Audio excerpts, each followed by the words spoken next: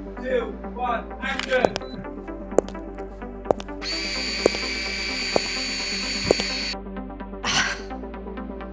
Hello and welcome back to season 7 of the Sinead Says podcast.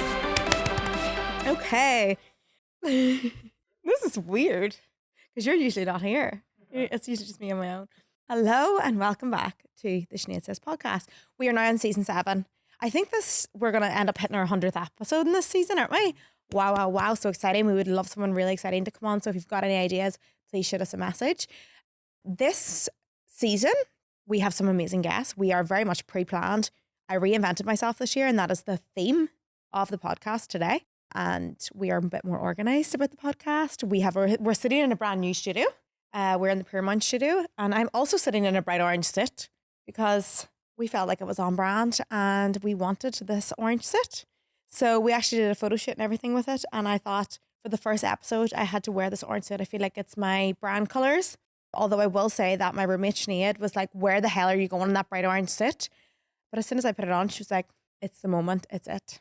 So yeah, this week we are going to talk about, because it's the first of the season, and to be honest, I know it's February, but for me, this is my new year. Like February is my new year. My mum and dad were here. So I'm going to talk about reinventing myself and yourself in 2024, because that is the topic today.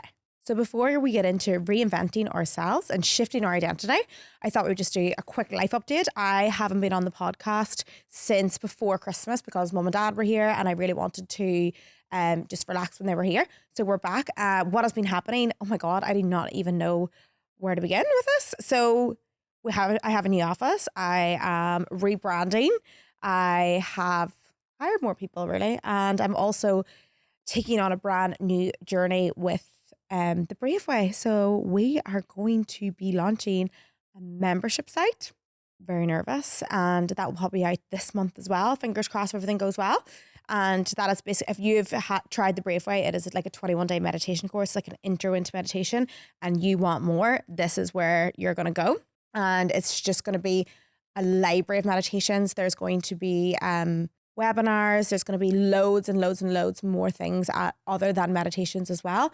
But, mostly meditations in all different sections. So we have like self-love, abundance, anxiety, toolbox, all these things that you're going to be able to have access to for the membership site. So yeah, that's my new thing. My New Year's resolutions are, they've changed, right? So because I feel like I go through sections, right? So I first did like the relationship section. If you haven't listened to if you want to know more about goal setting, I have a goal setting podcast. I think he's going to get the episode number and we're going to slice it in. But I kind of go into sections. You've got relationships, you've got personal development, you've got your own health, and you've got your career, and then you've got like, material things, like some things that you want to get, like, you want to buy a house, or you want, like, those are material things. But then you've got your career, you've got your relationships and your personal development. Like, because you can say, oh yeah, I want to like change careers, and like that's a goal, but like, what about your personal development? What about like how many courses you want to do, how many books you want to read? Do you want to know more about business? So I did like section out all these goals. But my main goals, I'm not going to get too much into the main goals, but like, in terms of relationships, build on my relationship with my partner, in terms of like, doing more joyful things and playful things. But we're very good at that anyway. So it was really hard to set goals for that relationship. But like in terms of us doing things together, we'd love to like live together at the end of this year, I would say, bring that forward. And then I also wanted to run half marathon. We're not going to say half, but my hips don't like running. So we're finding that very difficult. Oh, sorry. That was episode 18 of the Sinead Says podcast, goal setting. If you want to go into those 4 sections, a few New Year's resolutions was, keep up my meditation practice. I wanted to really make effort in my friendships as well. And I feel like one of my New Year's resolutions was to reignite my old friendships from my breakup, because I felt like, not that I lost that friendship, but I felt like we had to like give space to that. And then now I feel like I'm ready to go back in and try to make up those friendships as well with the people that were in my life before, and put more effort into them. But it is hard. There's so much going on in Sydney. Sydney is very, very busy. But yeah, that's another thing. I want to put more effort into all of my friendships and make sure that I'm like calling home and stuff like that. And what else? My business goals. Oh, so my number one business goal, which actually led me to the membership site, was to hire more people. Like one of my favorite things is, hiring friends and making them and put them in their passions. And I just really want to do more of that. I want to create more work for more people that people will love. And I actually think I'm a pretty cool boss. Yeah. Yeah. And I'm like, sometimes I was thinking about it today. I was like, why doesn't more workplaces be so like chill and like lenient? Like I know that they have goals and stuff, but I'm just like, I'm not going to be mean to you to get something done. Do you know what I mean? I'm not mean to you. Yeah. So sometimes I'm like, oh, I'm not very good at replying. So we'll get there. So my other New Year's resolution is to reply more and to have a more stable routine. So basically my word of the year was routine, because I have noticed that me in a routine is a powerhouse, and she is a force to be reckoned with, because when she is on the ball and she's up at 5 a.m. and she's going to the gym and she's doing the same thing in that routine, like so much can be done. When I'm like saying, oh, I'll just go to this and go to that and just be like, I'll see what happens. No, nothing gets done. So my word of the year is routine. So I want you to think of your word of the year. It could be balance. It could be health. It could be anything. And I want you to just look at it the year after and also reflect. And reflection is a massive part, as well as going into the new year. And I actually love the New Year buzz. Everyone's like, you don't need to set goals one time in the year. I'm like, but this is so amazing. Like, you can reinvent yourself in the new year. And I just love that buzz. And I also love that at Christmas time, you just let yourself go. You let yourself go and do whatever. You have fun. You do less activities. You actually fall into a bit of your lower self. And when you go into that lower self, you realize how much you miss your higher self. And then that's why January is so fired up. Although like sometimes January can be very disappointing, because you think you're going to get all these goals done when it actually takes a while to get back into the habit and flow of things. But I feel like feeling like crap and feeling like shit in December is really, really pinnacle. And it's like seasons, like you want to feel crap so you know what it's like to feel good. And the feeling of guilt for eating crap and being in a bad routine can also push you into your goals. So people will always think that feeling like crap doesn't have any value, but it does. Because if you didn't feel like crap and you didn't feel guilty for being in your lower self, then you wouldn't be pushed higher. Think of people who are, who don't feel that guilt and who don't push themselves higher.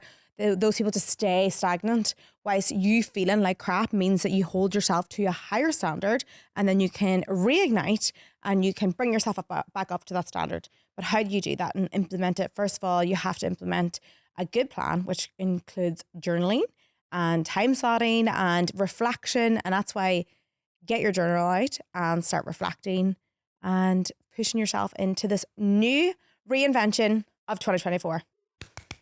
And on the topic of reinvention, we are going to mention our sponsor, BetterHelp. BetterHelp is an online therapy platform. You can use it in the app. It's very easy to use. You can do Zoom calls. You can message your therapist. But on the topic of reinvention, I have reinvented myself over and over and over again because of the help of therapy. They really did help me set clear intentions and have clear values so I can set clear goals. And they also really, really helped me with reforming my limiting beliefs of myself and who I should be in order to be the best version of me. So if you really want to reinvent yourself, I highly recommend therapy, and I highly recommend BetterHelp. So you can get 10% off your first month with betterhelp.com/Sinead. That is betterhelp.com/Sinead. So the structure of the podcast, especially in the solo episodes, I really liked last year, and it kept me in a nice straight and narrow. It wasn't just like me. Oh yeah, it was me off in tangents, but it kind of kept me on the straight and narrow. So I kind of had like something that I learned this week, or something that I learned in rather the books, life, the awareness, the introspection of my own mind, those things. And then I did a quote of the week, and then that usually sparked the conversation again. And then I did like a section where you guys write in and then I answer your questions. So I felt like I'm just going to keep rolling with that. Like, and each time we have a new theme, I have actually learned so much since I've last seen you, especially in relationships. I've been reading a lot about relationships, and I'm also in a relationship, and learning a lot about myself and about him. And I've learned so much, and I can't wait to show you. I'm going to do like a full relationships podcast because I read a few books recently and I did a few courses, and they're all aligning with relationships, and I just want to bring that to you. the theme of today is to reinvent ourselves, because I've just told you that I feel like I'm reinventing myself. I've wrote half the podcast in my journal and I've wrote half of it in my phone. So bear with me here while I get my notes out. It's not about being perfect. This is like how I work. It's like strikes of creativity. I'm like, oh, I need to write that down. So I started writing it and then, just finished it then on my notes. So I don't know why I just didn't do it all together. But anyway, so when someone says reinvent, what do you mean by that? And how do you reinvent yourself? And the pinnacle thing here is you cannot reinvent yourself without shifting your identity, and you will never go farther than the limits you put on your own identity, aka how you see yourself. So it's how you see yourself that will push you forward into reinvention. And I feel like I am a really good person for this because I have reinvented myself over and over and over again and give myself a brand new identity. And I think when we're stuck in the identity of, I've always been like that, or that's just the way I am, that is a statement that murders dreams. Okay. So that statement of I've always been this way, I can't do this, I can only do this, it murders dreams. So we're getting rid of that statement, and I want you to know that you can expand your identity and you can create a new identity whenever you want. All right.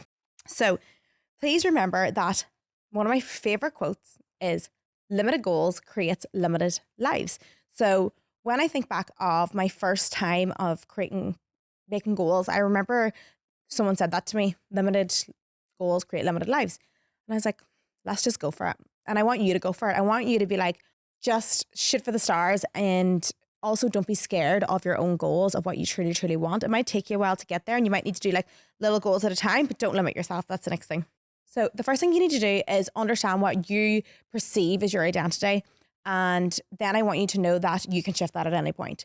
So as someone who has an identity, or I feel like I have an expanded identity, and people ask me who I am or what I do, it's really hard for me to explain, because I'm sure like even Kyle's got a very expanding identity. I'll be like, hi Kyle, can you edit this video? And he'd be like, no problem. And I'm like, do you know how to do that? No, I can find out though.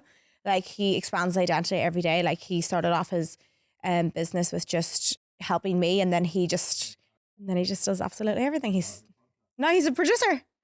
He's everything. Creative director. He's everything. So, and I'm the same. I feel like my identity, especially in my younger years, was a university alcoholic dropout. Well, I won't say alcoholic. Let me re-say that, because that's probably not what I should say. So my old identity of what I used to put myself in is unorganized, university dropout, partier, party girl, goes out every weekend. And that's my old identity. Now, how I seen myself and how everybody else seen myself, that's exactly how I lived my life for so long, until I started learning that I could expand my identity. So once you start telling yourself that you can do anything, then your whole life shifts and your identity shifts. So that person that I'm telling you, that's the person that everyone thought I was and who I thought I was. And I'm sure you're probably sitting here now and thinking, that is so not you. All those things are not you. And Kyle is looking at me because I know for a fact that he's like, you're 100% not a party girl anymore. And that, can I just say that the day that I knew my identity had shifted was one day you said to me something like that. Like you said something like, what do you mean? You used to be a party girl, and you seen yourself as like out. And I'm like, what do you mean? You don't see me like that? And he was like, no, he can't even get you up. Like, can't even get you out the door, like out till 11 o'clock. Like you just want to leave and you just want to go home. I like it. I like being tipsy and like going out and stuff. And I do like the odd full sesh sound. But like back then I honestly went out every single night, and it was my identity because that's what made people I thought like me. And because I didn't like myself, the only way I knew how to like myself was for other people to think that I was really funny and crazy and go out. And it was kind of stuck to me that like, oh my God, there's Sinead, she's out again. Oh my God, she's so crazy. Oh my God, she's drinking again. And like I thrived off that. I thought that was like the only way I knew how to like get likes and people to like me. But when I actually took away all of that and actually asked myself what I truly like, and I do like the odd sesh and party session, but not all the time. And then I actually find my true self, like the people that you attract in that amazing space as well is so much better than the people you attract when you're trying to make them like you. So yeah, that's what I just wanted to say, that my old, and also being unorganized is something that I've always tied to my identity, and being like sort of a bit of a scatterbrain. And I like all my friends know, and my boyfriend and I'll know that I have a very forgetful brain, and because my brain has gone a million times an hour and it's so good at doing things and being creative, but sometimes remembering things can be very difficult. So I was always painting myself with that brush, and also other people would paint me with that brush, you know, teachers, my mum, and that identity can really stick with you because your identity can also be directly correlated to what people think of you and what people say to you. And basically, like the research is all about. There was this research project did with schools, and the teachers told the kids that you are so smart, you can do everything, blah blah blah. And those kids actually went on to be really, really, really smart, even though they weren't actually smart. But they decided to do this project where they actually told them they embodied that. That became their identity, and they went on to be smart. And please remember that what you say to people can really affect them. And if someone says they're going to do something, like I want to be a millionaire, I want to be a superstar. If someone says it, just say, yeah, I believe you. Telling someone they can't do something is so you don't know their capability. And also you don't know what people's grit is. There's a good book called Grit, and it's about having so much passion that it gets you through anything. And these are the people that build the best businesses when they have the grit underneath them. So it's like the positive energy of the purpose. So a good example of having good grit is like my passion for meditation. You can see it rolling out of me, like it's oozing out of my skin. If someone's talking about it, my eyes light up. If someone wants to ask a question, I can answer it. I can talk about it for hours and hours and hours. It just comes oozing out of my skin because I have so much grit, because there's a reason why I love it so much and why I want people to learn it. It's because it has saved my life, and it's because I have become so much more aware and so much more in control of my emotions through meditation that it literally drives me with so much grit. And that is why that I could organize myself enough to be in a business and organize a business with people in it. And that's a new identity, which brings me to my next thing is, okay, we're only on the first page of the notes. So, wow. Okay, I need to stop.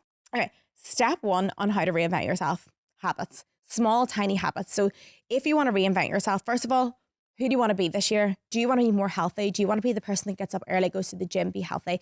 And do you want to own a business? Do you want to be the businesswoman? Do you want to like live in your purpose? Okay, so think about the person you want to reinvent yourself as, and then you got to implement these small habits. And I'm not saying if you want to be a meditator, start meditating for an hour, try 5 minutes, try 3 minutes. If you want to be more healthy and more like into fitness in the new year, you just take yourself for a small walk, you go to the gym. And then these habits are proof that you can be this person, that you can be this reinvention of yourself. So these little types of evidence will help you reinforce your identity. And little by little, you will end up being reinvented, but you have to do the small, tiny habits. So to shift your identity, you need new habits, and this will reinforce it. And then evidence creates your new belief. All right. So it's tiny little bits like that. So even if you look at my past identity, like being a drunk party girl, who's a bit unorganized. But when you actually look at the evidence of it, it's like, okay, I went home early that night. Okay, I get up early to do these other things. Okay, I actually have organized, like sometimes people call me disorganized and I'm like, I organize retreats. I organize 25 people at holidays. What are you talking about? You know, it's like the evidence to build this identity. So take those small bits of evidence and they will start to shape your identity as well. It all started with a singles boat party. It's mad now when you think about that, isn't it? Because that was the sailing single. Do you know what's so funny? Sam told me that he was going to go on that and he didn't. But I don't know why he didn't. But yeah, isn't that crazy? Can you imagine if he would have been on that? That would have been so funny. We actually did meet on a boat party, but not that one. But that would have been funny. I wonder if we would have like seen each other. I was very much in my brain was, I hadn't got with anybody in a year. I hadn't even kissed a boy. That was during the cunt diary stage of my life. That was it was my stage of my life where I absolutely hated men so much.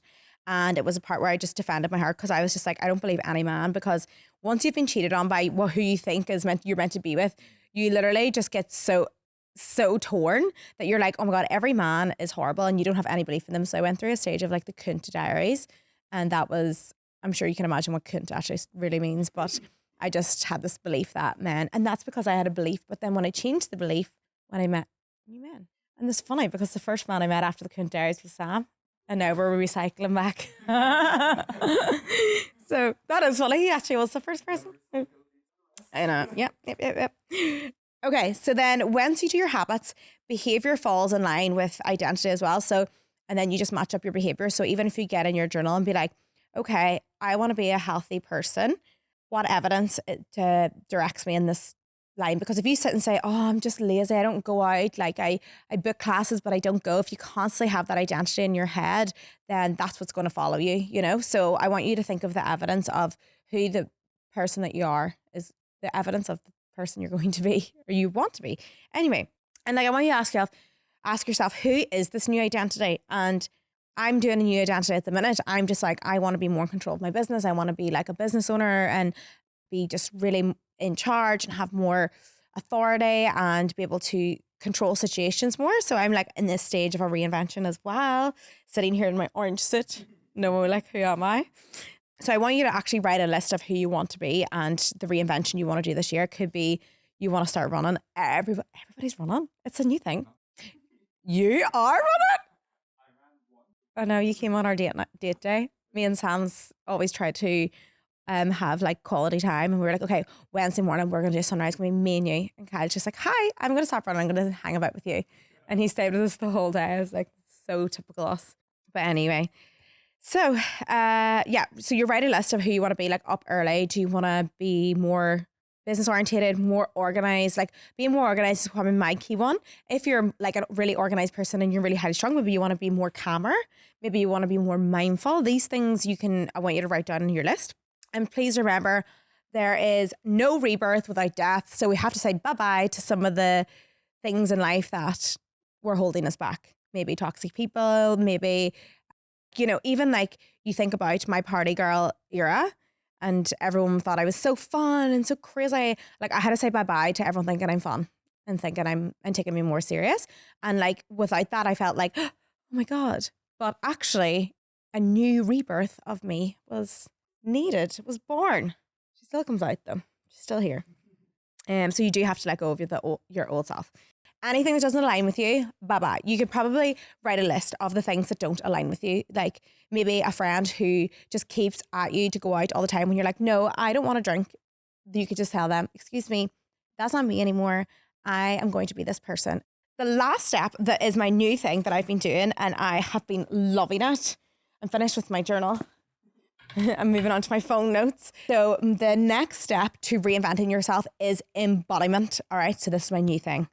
Embodying the person that I want to be, or embodying my higher self, or embodying like the energy of somebody else. Like I feel like I'd be watching people, inspiring people all my life. And I've tried this new thing, like really embodying it. And it's not, you know, when people say like fake it till you make it, it's not about that, right? So, you know, whenever like actors play parts, really good actors embody the character, you know, because you're doing acting skill, so you're getting it.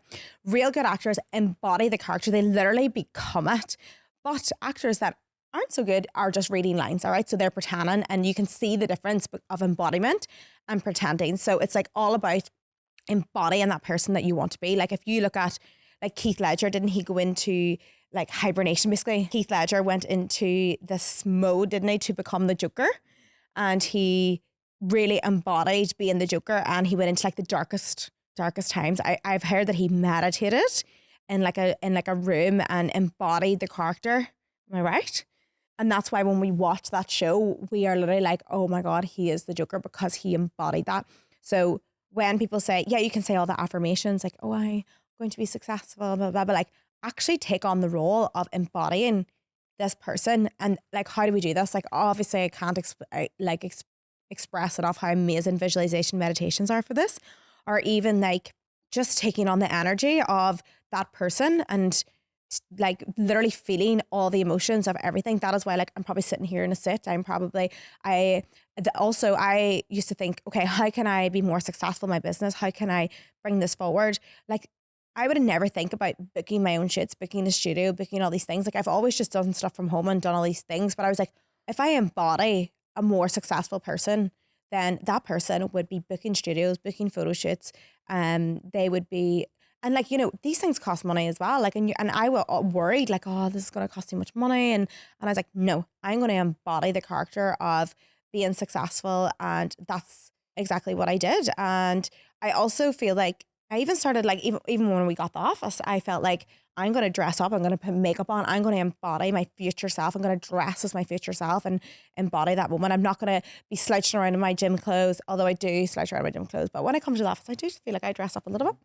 Oh, the woman I seen in the car. I forgot about that. Oh, there was this woman and I was driving to work and I was driving through was I driving through the tunnel? I can't remember. Anyway, I think I had my top down.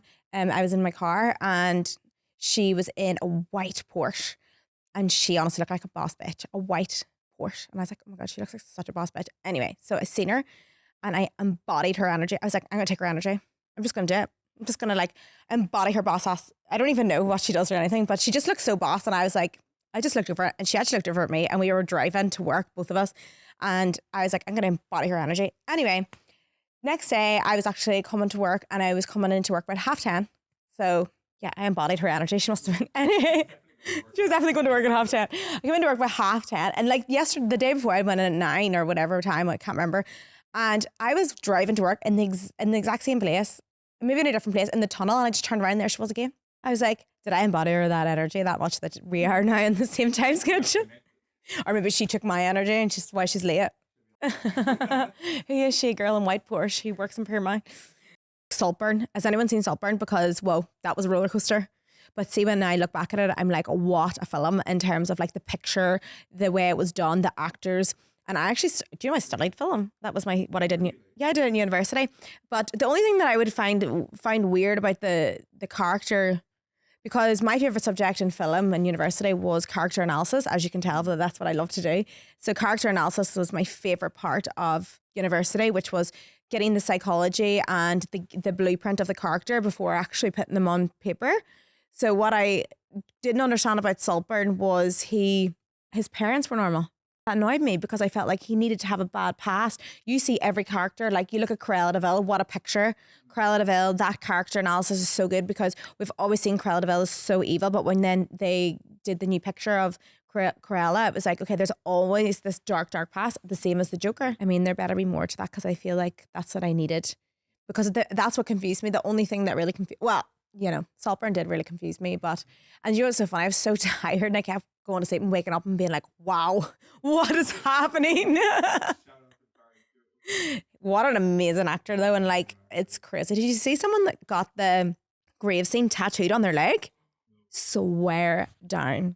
It's so, like literally, I get it though. Like somebody embodies a character, like he is going to be known forever for that. And it's so fucking crazy because it was so out there. And even like the way everything was structured, like I was watching a scene on, the director was talking about how they portrayed the light going through the window so that they could see his body because he was so sexualized and he was in love with them. So you need to see everything about them. And I was like, God, it's so, yeah, you just see their silhouette. Do you see her? Sam's always bloated. He's like, oh, I'm so bloated. Sam has issues and he's always farting and it's, babes, honestly, he is so terrible. It needs to stop. But I don't know how we're onto this. It's quite funny that you're here for the feedback. Anyway, Sam will be on this season. He's so excited. He's like, when am I on next? I'm like, God. But what I'm gonna do is I'm gonna have him on after the stag do because I feel like that's gonna be funnier. Anyway, where were we? We were step 3. We were at embodying. Okay, so when it comes to embodying, the best thing to do is visualization.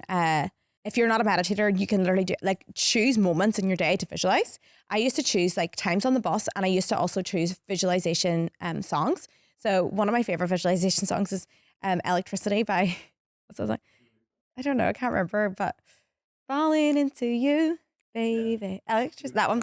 Anytime that comes on, I'm like, everything off. It's like a trigger for me. Or like when you do like something in the morning, like you put the kettle down, be like, okay, who do I want to be today? Visualizing, like, but obviously the best way is to meditate because you fully get into the emotions. Like if you're visualizing within meditation, like if I am your teacher, obviously I will take you to the steps of how do you feel in that moment? What do you smell? What do you touch? What emotions are you feeling? And you really do embodying yourself. And we actually do have an embodied meditation in our new membership site. Plug in it. So yeah, visualization, meditation, and just embodying it and thinking of other people, role models that can do it, because if someone else can do it, you can do it. It's just a recipe at the end of the day. Although I can't cook, I say I can't cook. You can cook, because if there's a specific recipe and it tells you exactly what to do and what to do, then if you follow it, then it happens. So you saying you can't do something, like for example, me saying I can't cook is ridiculous, because if you have the specific recipe and you follow the specific steps, then you will have the perfect meal. Just like if you want to do something and someone else has already done it, what habits do they do? What else? What do they do? What's their energy about it? What do they do in the morning? It comes down to habits. And once you start these habits, they will start to shift your identity, but it takes a while. So go easy on yourself. Start small and build up the ladder. All right. So if I say to you, you could say, oh, I want to start a podcast and I want to have, we're about to do 3 million downloads. Whoa. You could say I want 3 million downloads, but like that's so far away from if you've just begun. So how about you just embody a little bit? You go up the ladder and it's like, okay, 10,000 downloads, 5,000, 10,000. And then you start to have that self-belief. And I feel like sometimes people do, when they go to a standstill when they're like, oh, I want to be a multi-millionaire. But like, I'm like, well, have you made 5K a month or something like that? And then once you believe that you can make 5K a month, then you can believe you can make 6K. And then like, you're starting to go, and what changes in that moment is not the money, but the belief that you can have a little bit more and a little bit more and a little bit more. And then sometimes it just keeps going and the ladder just keeps going. So yeah, start off small and keep going. Oh, that claps for us. Yay. There's actually a school next to us. How cool. Okay. Next one. Reading people's autobiographies, Kyle just said, is a really important step to embodying people, and also realizing like the things they went through and realizing that it's not just all roses. And if you're someone who's like starting a business or starting to reinvent themselves, people don't show you like the actual hardships of how it is to get there. Do you know what I mean? So like when you read those sort of books and you realize what they went through and all the stuff that they did, then you're like, oh, okay, like this can be done. And also like a lot of failure has to happen in order to become successful, I guess. So it's not really about like success. Sometimes people think it's about like just getting everything, but it's about how you deal with your failures. And if you failed and then you just went, oh, it's too much, then obviously that's what you done. But if you failed and fail means fail. Siobhan kept saying to me, failed. If you failed, it's like how you deal with that failure. And that's something that I've learned through business. Like when I first started a few businesses, I was like, oh, wow, no, this is not going well. And then it's how you deal with how those bad bits go. And then you just kind of rise from them and you take them and you're like, okay, the quicker I fail, the quicker I learn. So yeah, autobiographies. Green Lights is a good one. Richard Branson. I've read all his as well, which his is crazy. Like, I'm like, you literally had no money for years and years and years and years. Like, you are a risk taker, but also like the psychology of Richard Branson is fascinating.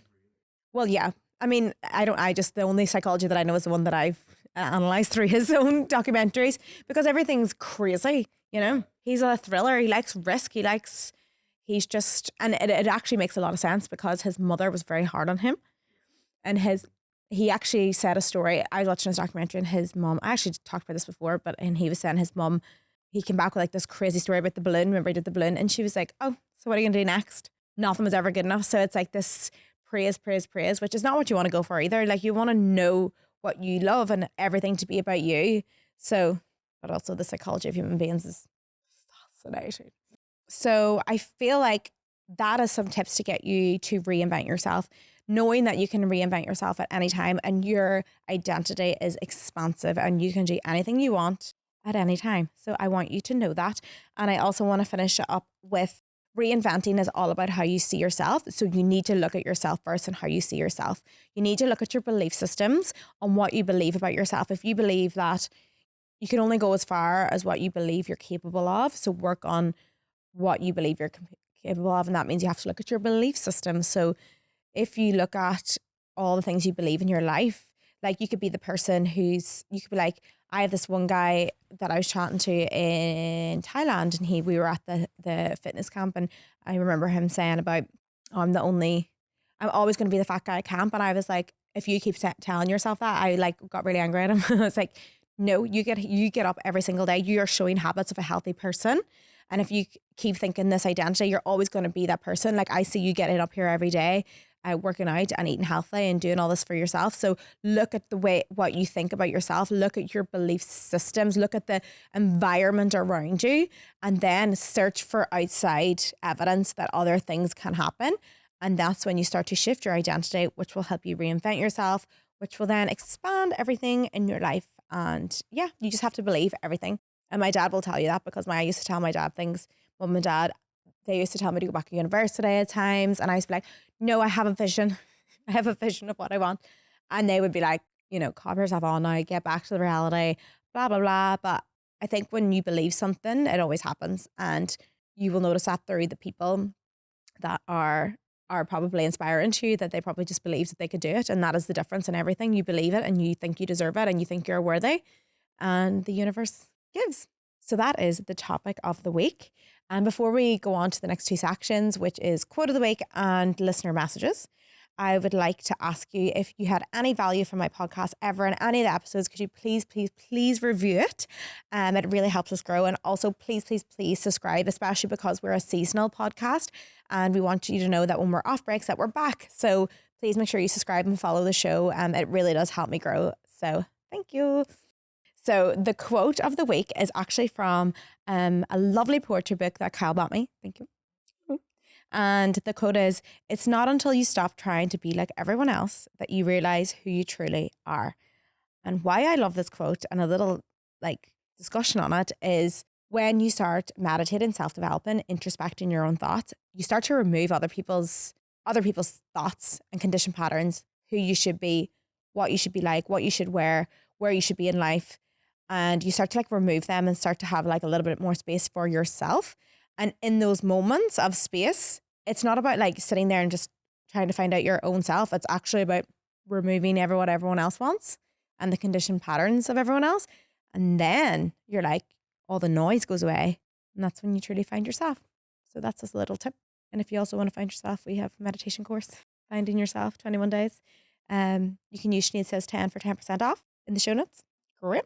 Okay. So the next section is listener messages. So you did ask me a few questions, and one of them kind of stood out to me because I actually wrote her back straight away, because I was like, I need to write you back because everything's going to be okay.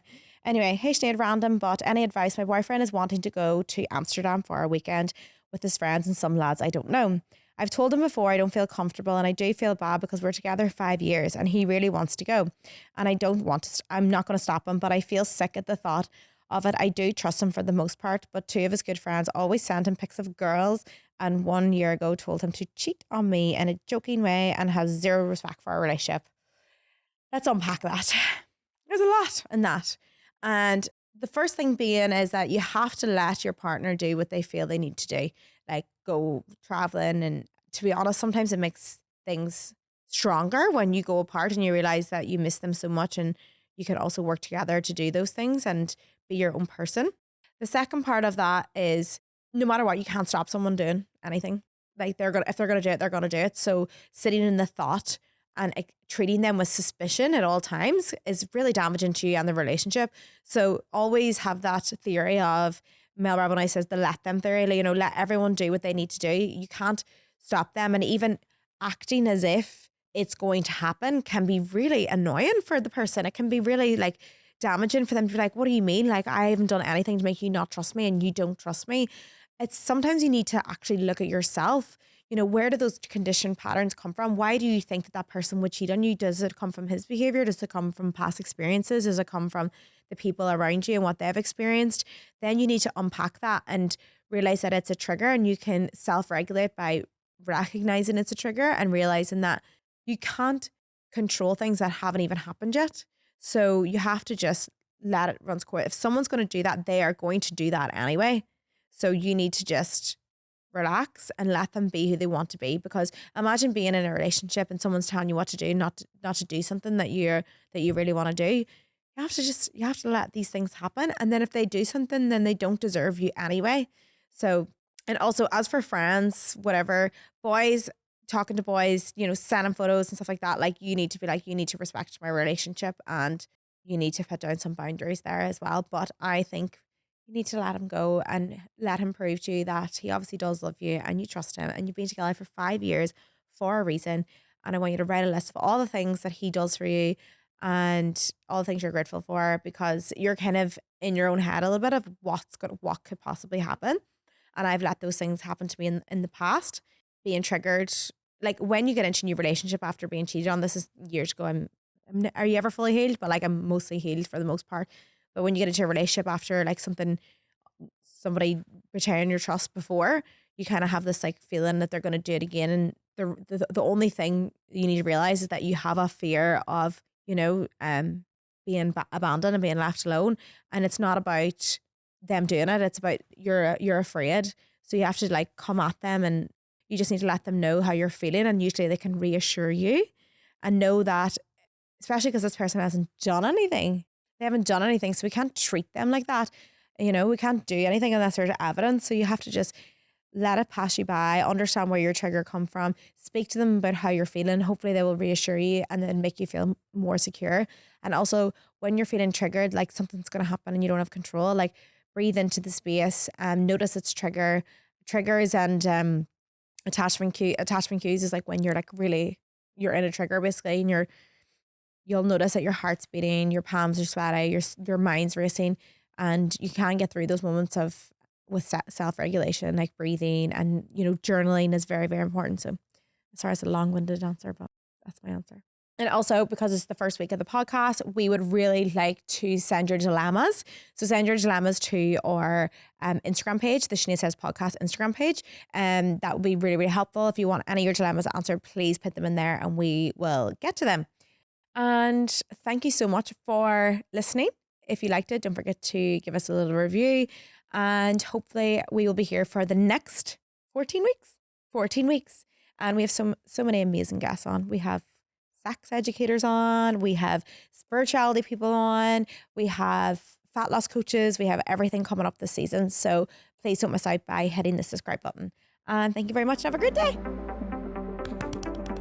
Number 1. Done.